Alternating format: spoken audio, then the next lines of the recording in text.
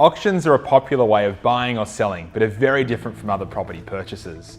The biggest difference is there is no cooling off period, so if a buyer is the winning bidder, they are required to sign a contract and pay a 10% deposit on the day. Therefore, it is extremely important for a buyer to be absolutely certain they can afford the property before they bid, as they are at risk of losing their 10% deposit if they do not proceed with the purchase. Here are some tips to consider before purchasing at auction.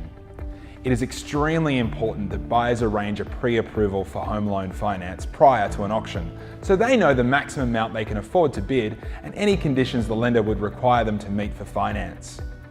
Buyers should have all inspections completed, such as pest and building, prior to attending the auction, so both the buyer and lender are aware of any issues. Obtaining a valuation prior to the auction should be considered, as it stops buyers getting carried away and bidding more than the property is actually worth.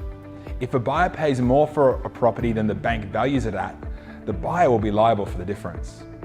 Prior to the auction, instruct a solicitor to check the contract of sale on the property so all terms are understood and there are no hidden surprises.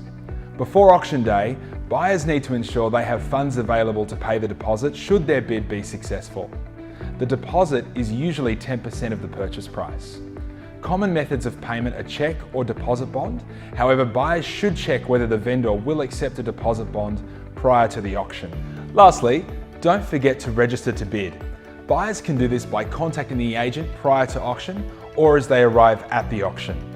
Working with your trusted mortgage professional will help you to be prepared and confident for auction day.